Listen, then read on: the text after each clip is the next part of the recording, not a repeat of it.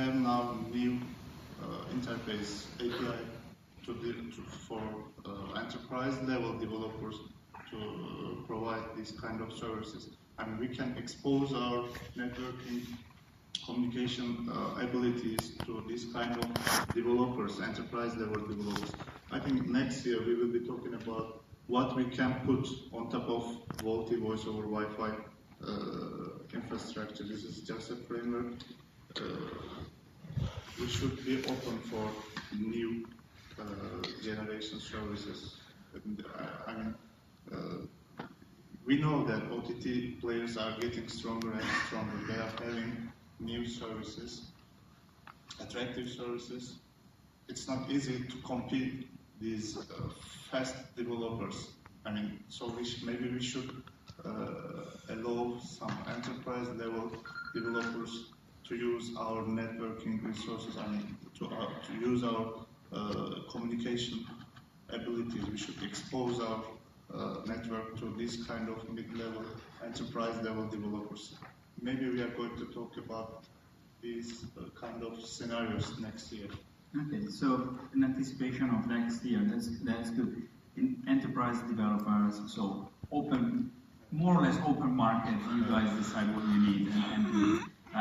In the consumer side? Of course, consumers are demanding these kind of services. So to keep consumers using our network, we should be as open as it's not maybe possible to as open as OTTs, but we should try. I think.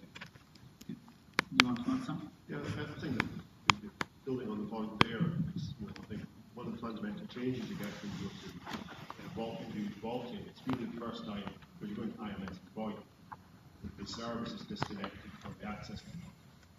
And then in voice over Wi-Fi, just a simple thing you can do on top of that. So the question is, about what kind of services and who's going to develop the services. So you already see some of the device manufacturers developing services, like you alluded to the cloud-based multi-device services that are being driven by somebody. And these are available now to be launched for over an hour, where you can answer calls on your tablet for your destined for your mobile phone. And other operators are starting to do, we're helping to do multi-line services, where you can actually group multiple personalities onto a single device, so you no longer have to carry multiple devices. But we also have to look about how we communicate and who actually will provide the services going forward. How we communicate will start to change to contextualized communication, much more communication in the context of some application of some SaaS. So it's about exposing the network and the capabilities via APIs to the app developers. So this doesn't mean parallel X, because if you go to a university grad out of university, he doesn't know what parallel X is. He wants what apps developers develop, and that's the APIs we have to expose to remain relevant. And this is enabling this contextualized communication. And this is something we've been working on. We've actually enabled a SaaS provider to embed real-time communication into their SaaS application to provide to their customers for field mobility service. And really then you're using the network to enable these new forms of communication, contextualized communication. So directly, some of the statistics that you presented for use of voice over Wi-Fi and voice over LTE. Yeah, sure, we have this kind of statistics, but I don't have it right now with me. But I clearly know that our subscribers living abroad or visiting some countries, I think 40 or 45% of the calls, they are doing 40% of our subscribers abroad using OTT applications for their calls.